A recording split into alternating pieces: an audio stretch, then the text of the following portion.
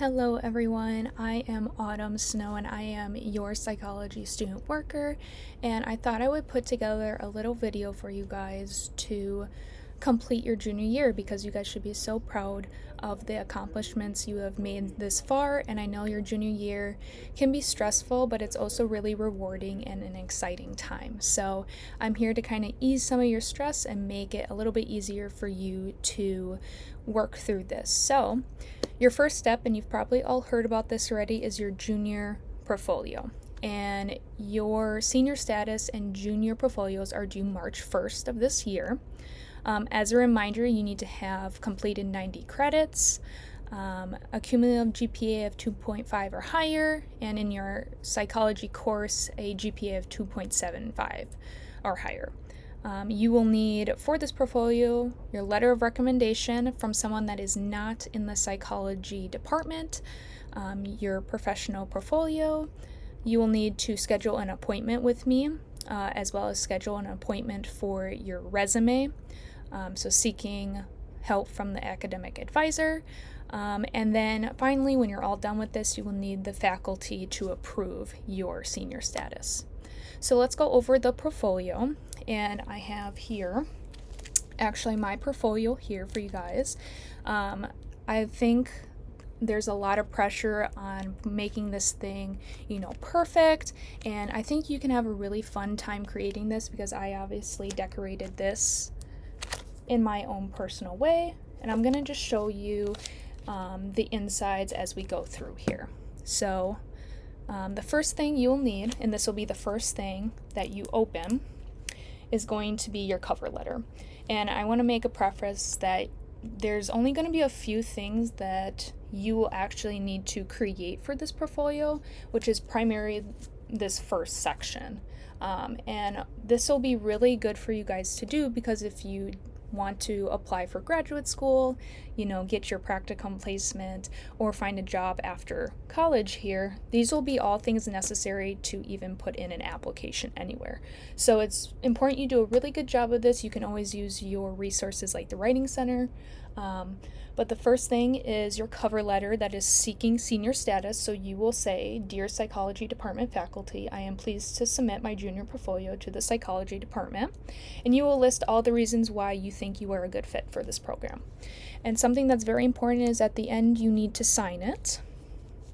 So then next is my autobiography and mission statement.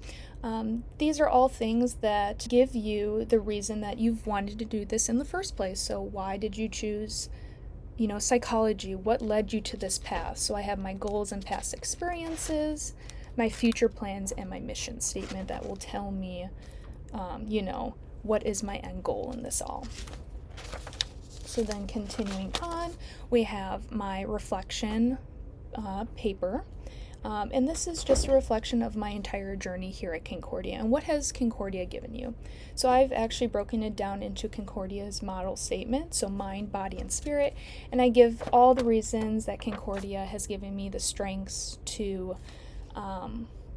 do well in this field. And then next is your academic transcript. You will find this on DegreeWorks. You can simply print an unofficial transcript and that will be just fine. And then you will have your resume. I will provide you guys an email with all of the templates that were graciously given to us our year, and this will be good for applying as well. So this is your resume. And then something you want to get started on right away is your letter of recommendation. You always want to ask someone that you feel like is going to give you a good recommendation and give these people enough time to write you one. It's also important that the person that does write you the letter sends it to your academic advisor, which I will show you how to find your academic advisor. I was able to print mine into here. You don't have to. All you need is a letter of recommendation sent to your academic advisor. And then lastly is your 4-year plan. This may be different than how your academic advisor or advisor in general had laid this out for you at the very beginning of your Concordia career. But I was able to download the Excel sheet that my advisor gave me and was able to manipulate when and where I took the classes. If you need to remember what classes you took when, you can always check your degree works. And some things like your senior year, when you have a ton of electives that you need to fill and you don't necessarily know what you're going to take yet, all I've put in is that my elective is to be determined. But you want to know when and where you took your classes. So then we finished primarily the first part of your portfolio, and those are the things you will either have to find or make, and that is the core of the portfolio at the beginning here. And then what you want to do is collect all of your best work from your previous years, and you want to make sure that you tab them, as you see here, with years 1, 2, 3, and 4. And we have provided you guys a list of projects that you probably want to put in there, but it is not a checklist. All you want to put in there is your best work from over the years. And I would choose projects that you're really proud of that primarily revolve around psychology. So you can put in your economics final if you would like to. I have made it a point to put psychology and mental health into every single one of my pieces, so I have a lot of options to choose from.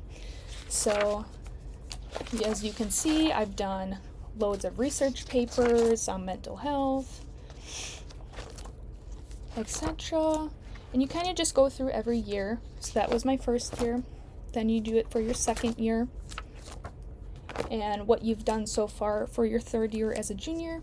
And then you will always leave this fourth section blank for all of your projects that you have your senior year.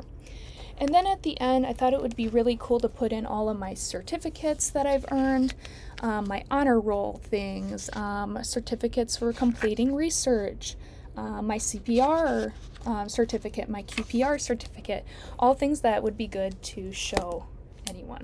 So that is the portfolio in a nutshell. Some things I wanted to just give some extra support for. So the formatting of the binder, you need to have somewhere on the front that this is your portfolio. So I said portfolio, autumn snow. You need to have your phone number here somewhere, as well as your academic advisor and your anticipated graduation semester. And then on the side, you need to have your full name on the spine. And this is just a regular 3-ring binder. You can choose whatever size you want.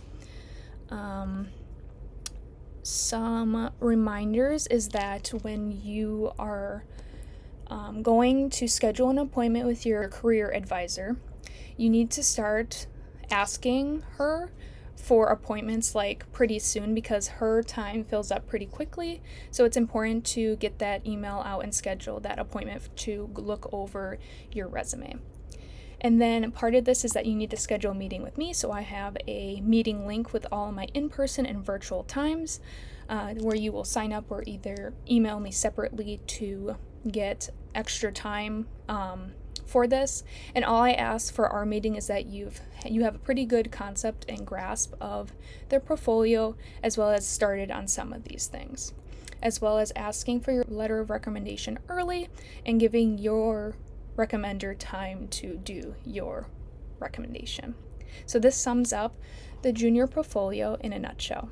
And I'm going to very quickly show you how to find your academic advisor. It's going to be really important that you're on a Chrome extension to find this. So you're going to log in to your Concordia portal, and this should be the first screen you see is your dashboard.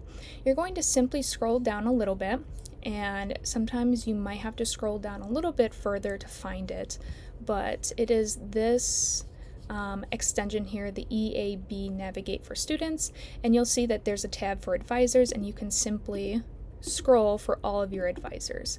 If you are a student athlete, you will actually have 3. So you'll see that Dr. Pickett is my academic advisor, this is my athletic coach, and then Trisha Meyer is our career advisor.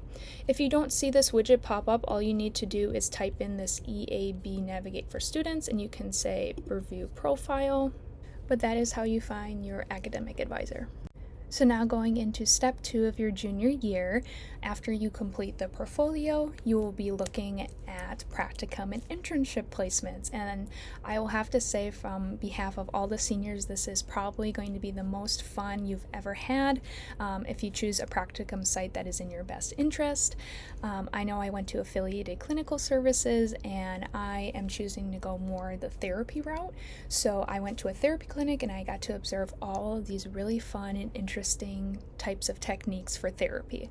So the first thing I would do if I were you is to kind of sit down and talk about your interests. Do you want to go the therapy route? Do you want to go the social work route? Do you want to work with kids? How far away do you want to be from campus? Do you have a car that you can either commute to this practicum place, or are you going to carpool with someone? Are you going to be doing an internship with someone else? These are all good things to think about before you decide kind of your interests. So your practicum placement has to be done, or your application has to be turned in to Dr. Pickett by April 1st of this year, and then you must have your practicum placement set by April 24th. So this is a really quick turnaround, so the faster that you can get the portfolio done, the faster then you can work on practicum applications. I will say that getting a placement is kind of stressful in the time frame because you only have about a month to secure that. So it's really important you start early. But the good thing is that some parts of your portfolio, so like your cover letter, resume, mission statement, might be things that these practicum places are looking for your application. So you'll be using some parts of the portfolio to get an internship place.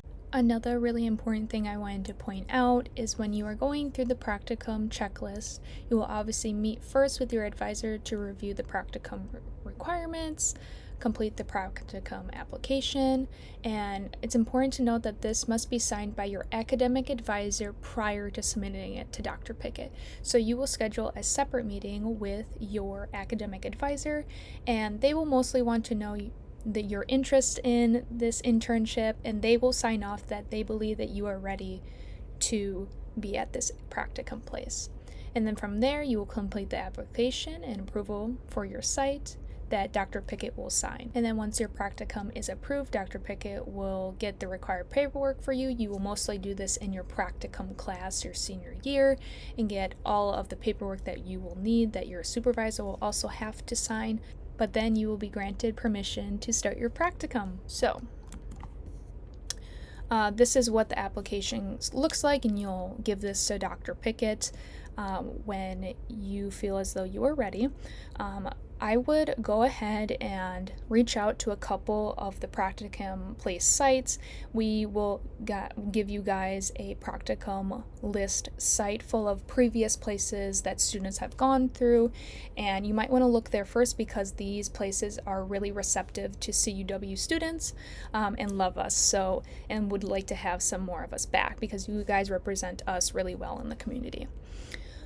So I would look there and reach out on email, sending your resume and cover letter showing that you have interest in this place for an internship. And if they are looking for internships, I would make mention that your start date would be of your fall semester of your senior year, and that your hours do not count until that first day in the fall. And this doesn't mean by all means that you can start your practicum place early. It just means that your hours won't officially count until that first day in the fall. So just try to remember that, and reminding your internship places that, my hours don't actually start till the fall. And then once you get a practicum place, you are all hands-on. You only have to get your 120 hours, but I definitely recommend using all the resources that your practicum gives you, because it's just a really nice experience to get firsthand experience in the world of psychology. As a reminder, it is very important that the person that is observing you or your supervisor has a master's degree or higher in a psychology degree or social work degree. So just making sure that is at the basis as well. And I hope that you have a great time at your internships like all of us seniors did, and happy making your portfolio and practicum applications. Bye-bye.